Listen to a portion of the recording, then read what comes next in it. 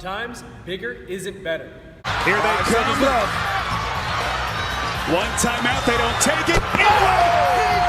He got it! Buzzer. March Madness magic as the Ramblers from Loyola, Chicago moving on. Their first NCAA tournament victory in 33 years.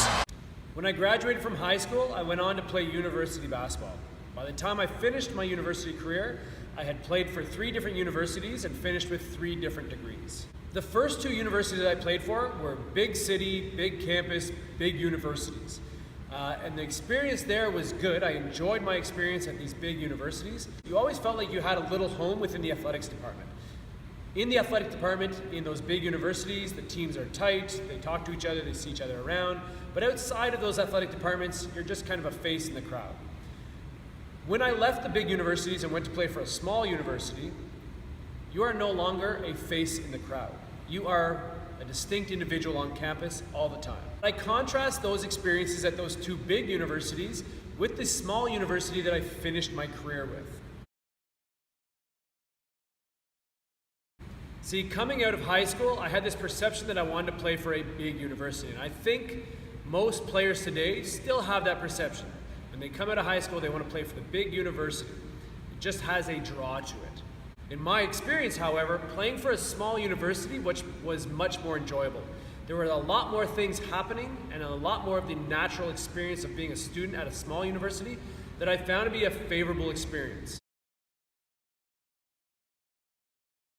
To kind of illustrate what it's like at a small university, I'm going to take you back to my first day on campus. My first day on campus, I was walking towards one of the buildings on campus, and someone passed me and said hi. And as I passed, I said hi back, but I wasn't really sure how to respond because I'd never been a part of a small town. I'd never grown up in a small city.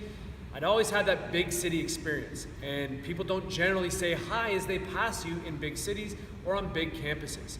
So I was kind of taken back when somebody said hi to me. But that was the experience. That was part of what it meant to play for a small university and be part of a smaller town. People want to interact with you, they want to support you, they want to know who you are. And that's a good thing. You want people to be looking out for you, to be looking out for your best interests, and to have a vested interest in you.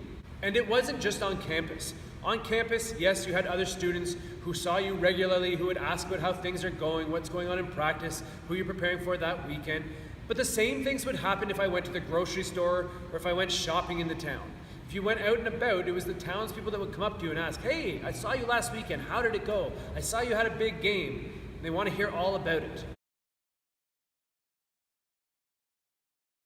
When thinking about the experience you want when you're going out of high school and moving into university or college, think about the total experience. Don't just think about the playing experience. What is it you want from your total experience?